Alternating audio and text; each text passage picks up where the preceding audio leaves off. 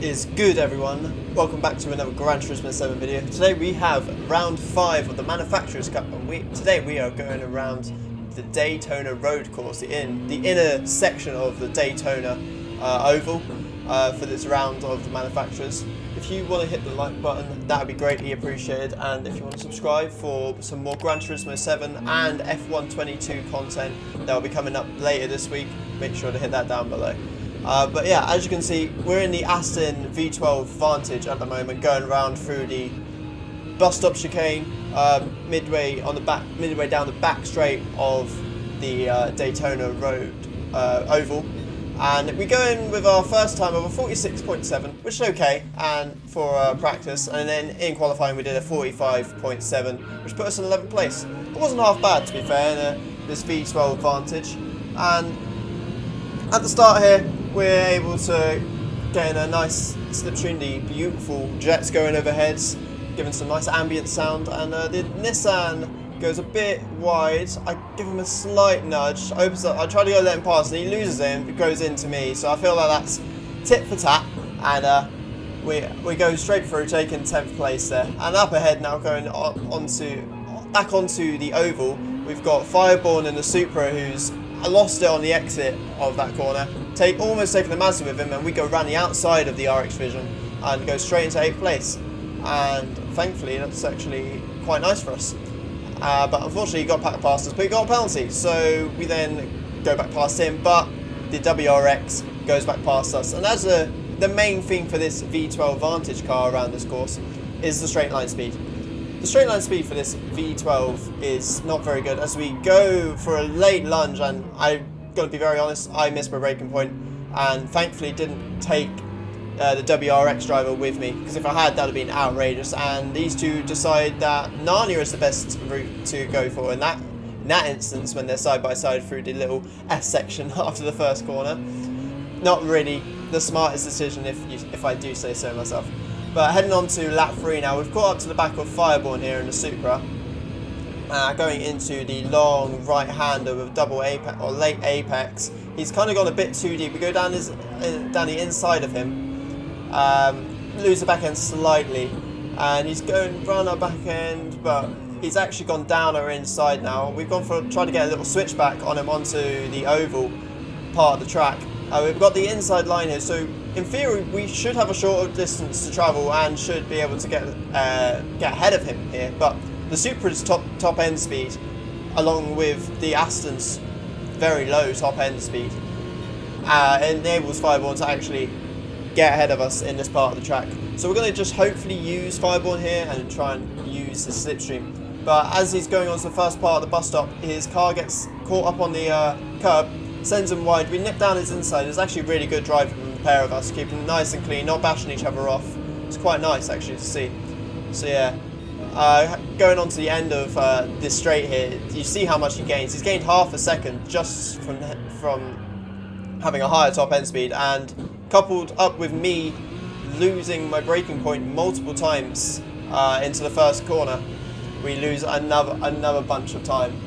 And I think I made another mistake as well, which enabled the Polish driver ahead to overtake as well, or he'd pitted from ahead of me, either or. But now the Nissan who we overtook at the beginning of the race is now overtaking us back again and into the bus stop chicane. We're looking to try and get a nice run here, try and get a nice exit. We've got to try and get the best exits we can through that bus stop chicane to give us the best chance of actually overtaking some drivers. The Nissan looking to go quite defensive here. We go brake a bit early.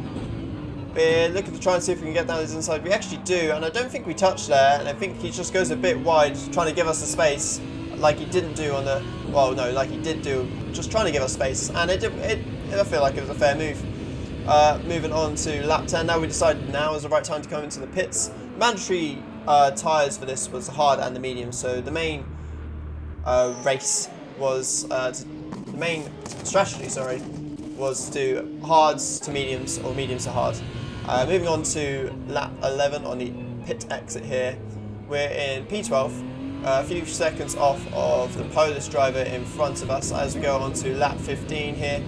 we're closing in on Lusitano, and he meets his fate with the barrier, the tyres on the inside wall, and that is curtains for him and his race there. We're actually catching him. It's actually going to be a really close battle towards the end, but unfortunately he crashed there. Heading into the bus stop now. We're trying to gain on this Polish driver, but unfortunately we hit the curb at the wrong point. It sends the car sideways. We try to catch it, but unfortunately when he gets on the garage, you have no grip.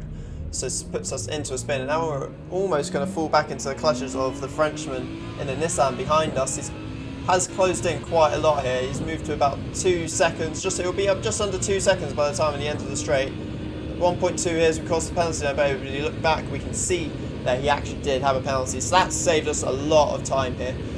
We move on to lap 17 now. We're trying to make this bus stop chicane work. We're just absolutely butchering it every time, and this is enabling the Nissan to close in on us as we go back onto Luzi's POV here. He gets it all good in the first part. The second half, however, he doesn't. Goes over the last curbing, and the car just spins into complete 360. And unfortunately, that's his race done there. Cooled on in the other Aston Martin, overtaking him, and unfortunately that's the end of his race, and this is the end of our race, finishing in P11 in the Aston V12 Vantage. So for the first race, I was quite happy with that, considering I knew that I wasn't expecting much from the V12 Vantage.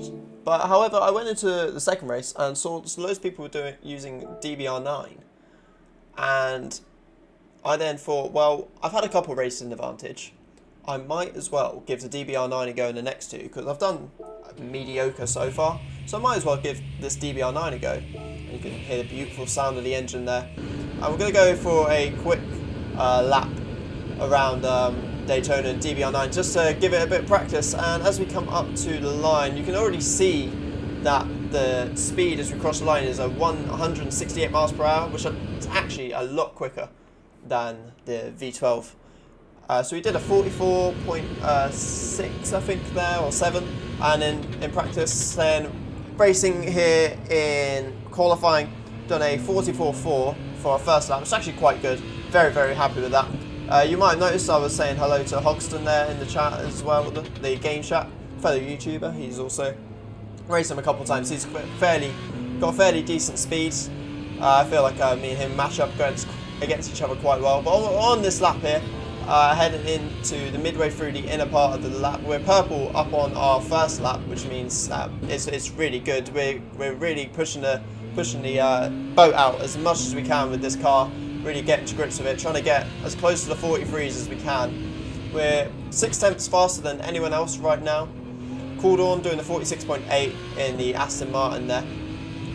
And as we cross the second sector line, we're about 4 hundredths up on our time. But as you see, Hogston just put in the time. He's 9 thousandths slower. So we know that the time that we have to put in now and for the rest of the qualifying session has to be top notch. We have to be nailing these sections. So we're coming up to the bus stop chicane here. We actually were down slightly on our time. So we've got to nail this bus stop, going as nicely as we can, hit all these apexes, which I feel like we did. As we come out the other side of the bus stop, we actually gained about 2 tenths there.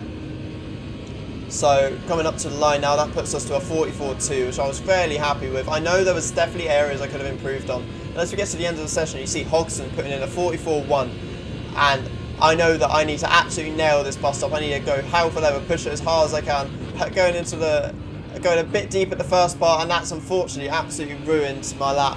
I was about half a tenth up, and if I'd nailed the bus stop, I could have potentially got more time added, but that's unfortunately ruined the lap. And a 44.2 is what we're going to have to deal with, about 1.5 tenths off Hogston's time, so very close between the both of us. And this next part coming up now is what ruined this race for me. This round, this slot of racing. I had a choice of either mediums or hards. I wasn't sure what Hogston was going to do. I thought, in my mind, I was thinking, okay, he might go medium, and if I go hard and I can just keep it kind of close to him, I'll be able to attack him towards the end of the race. That is what happened. He did choose medium, and I was on the hards. But as you'll see, coming up in the next few minutes, you'll see how this race unravels before me. So heading down into turn 1, we get right up close to the backside of Hodgson here. We both hit the apex quite nicely. As you can see behind us as well, we've opened up a gap to the Spaniards behind. So we just need to try and keep our cool, keep it nice and consistent. Heading onto the back straight now, just before the bus stop. The Spaniard is closed up to the back of us, tries to leave it in into the bus stop rather than in lap 1 leaving it in. I feel like that's a bit... it was being a bit too aggressive there, and I feel like the smarter decision would have been to back out. And that's actually made us all slow up, and Hodgson's gained over about nearly a 2-second lead there onto the start of the second lap. We go down the inside of the Supra and down the inside of the WRX. I'm very thankful that he didn't turn into us there, because I definitely missed my braking point once again. So going up to the third corner here, the long right-hander, the German actually gives the Spaniard a bump into that corner and completely pushes him off the track and just takes second place. We're side by side now with a Subaru going into the second half of the inner part of the track, and I feel like that was my corner. I had the inside line, I made a nice move there. He's trying to go down our inside again, going side by side once more. It's been very strong racing. I feel like it's fair so far though. Going into the last corner before the oval, we've got the inside, we're trying to get a nice exit, but unfortunately the WRX gets a really nice switchback on us. And we're now just going to have to sit in the slipstream of the Portuguese driver here. We go to make a move down the inside, and he brakes quite early, and we thankfully brake at the right point and managed to gain the place back. But as you saw at the end of the bus stop chicane there, we did kind of cross the last part of the curbing a bit too much, and that gave us a 0.5 second penalty. We had caught up to the Supra and was going to overtake him, but that penalty really pushed us back, and actually the Germans seem to have maybe, I don't know, lost controller or something, I don't know. But the WRX got a very easy move down the inside of him there. We trade a little bump on the back of the German there for what he did to the Spanish driver. So I guess that's karma for that German driver. Going up into the bus stop chicane here, we've gone in a bit hot, and as we try and be safe and not put the power down until we've got back onto the track to not get a penalty, the game still gives us a penalty here, and that unfortunately is going to us. And we thought I was going to get overtaken by the Spanish driver, but the Spanish driver also had a penalty, and we now have the Brit Jebel Krong coming through. He's going to try and find a gap. He manages to. He's got to the outside of us. I've kept the inside line, and I feel there's a bit of contact, but I really couldn't do much there. I broke as late as I could. And with the grip, the car just was going sideways and sideways on the hard tyres. And now we got Jebel Krong all over the back. We missed the apex on the left-hander there, and the Brit in the Genesis just goes straight through. And the Spanish driver just goes off completely behind us. Now we're in going to use the slipstream of the Genesis here. We've actually got a nice overspeed. We've decided to stay in 5th, but then go up to 6th gear.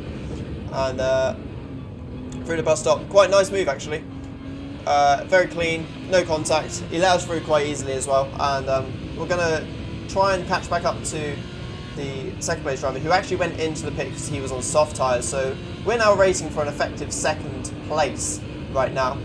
We go in a bit deep into the strong right-hander and smash into the wall and gain some damage as well, and that's really scuppered our race. We try and get back on the circuit as much as we can, but as you can see, we've lost about 3 to 4 seconds to the Brit in second place. And now Tao, we get down the inside of Tao here, the German. Cabro and the Spanish drivers come back into the fray as well. But with damage, it's kind of slowed us down a bit, and the Nissan and the Subaru both nip down the inside of us onto the oval part of the track. And this here is absolutely mental. I'll just let you watch this. Lucas comes back on track, we nip down his inside, and then as Tao comes back across, we nip down his inside, and with us being on the inside now, we've got the best line for this oval. The WRX coming back towards us, Brown is our outside. We managed to keep an inside line there, and Tao just goes miles wide. And we're just going to sit behind the Spanish driver here. We really have lost a lot of places. We want to try and make sure that we can remain consistent, but unfortunately, I decided to just forget where my braking zone is for that long left-hander going on to lap 10, our pit lap, and we've lost 3 places here, and that is absolutely crucial for our race. we really needed to make sure we didn't make a mistake, but unfortunately we did, and we're going to nip into the pits here on the same lap as Hodgson, who's on medium tyres. Surprisingly, he went 10 laps with the mediums. That's quite good, a very strong showing there from Hog on the mediums to go 10 laps. As you can see, a nice quick pit stop from the crew. Going on to lap 13 now. Lucas coming out in front of us. We seem to have slightly caught him up. He goes a bit deep, and we're trying to go a bit. And I feel like, looking back on it, I feel like I should have probably backed off a bit. But also, I feel like he did come across me slightly, so it was kind of a 50-50 in terms of contact. But in hindsight, you're always going to see stuff in hindsight, aren't you? Coming up to the start of lap 15 here, we do a purple lap of a 46.0 on the mediums, and we're trying to close up to the back of the Brit here. We got the Supra behind us, who's also on the mediums. But I feel like that penalty there, going around a bit too wide of that first corner, was really harsh, coupled up with us again forgetting our braking zone and going wide and losing ample time again, and trying to get the grip back on the tyres, and car just going sideways on every opportunity. The Frenchman in front of us, we've overtaken him on the end of lap 16, start of lap 17. We're hoping that we can kind of catch up to the back of the second Frenchman ahead of us. And as we go into this corner, we just absolutely, I think we brake at the point where fresh soft tyres would be able to brake. And with worn mediums, you're just going to always extend the track limits and just go wide there. So unfortunately, braking at the exact wrong point. And behind us, I recognise Lucas is behind us, and I had thought about it during the race, and I felt like I had been it was a bit harsh for me pushing him, spinning him out. So I decided, with this race being very much a disaster for me so far, I'll let him through, and if he wants to try and catch up to the Frenchman's in front, he can. Cooldown also nips down our inside with our tyres being very worn and just not having the grip at all. I feel like I pitted a bit too early on the hards.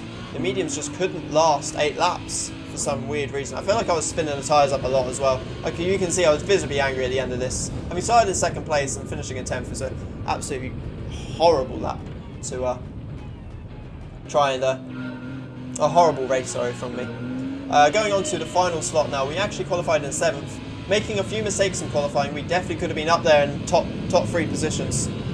But this start here, I feel like it's very opportunistic. The guy leaves the door open, we nip down the inside, he goes to turn in as if I'm not there, not having his radar on.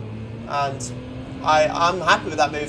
He left the door open, broke quite early, and I was able to nip down his inside. That's moved us up into 6th place now, behind the Frenchman, who goes a bit slowly. We actually do a nice little move as he's going back across at the exit of the bus stop. We nip down a nice little switchback, nip down his inside. I was very happy with that move at the time. The Supra going quite wide here, coming back on the track. We're trying to give him space so that he can come back on nice and safely. We do that very nicely, heading down now into turn, what is this, 3 or 4.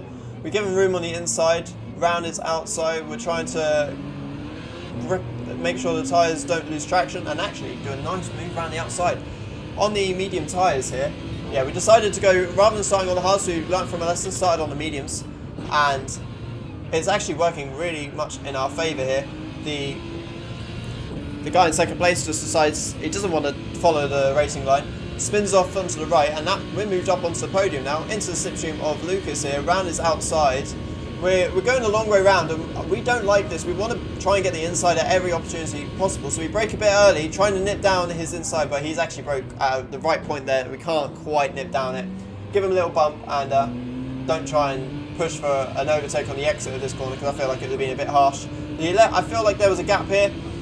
He actually closed it off quite at the right point, so we ended up giving him a bump instead, which he nearly spun, but thankfully he didn't spin. Now back in the slipstream again, we do nip down his inside, and hopefully we can get across in time. We do, and we brake. We're going a bit erratic into this bus stop chicane, but we just about make the move stick.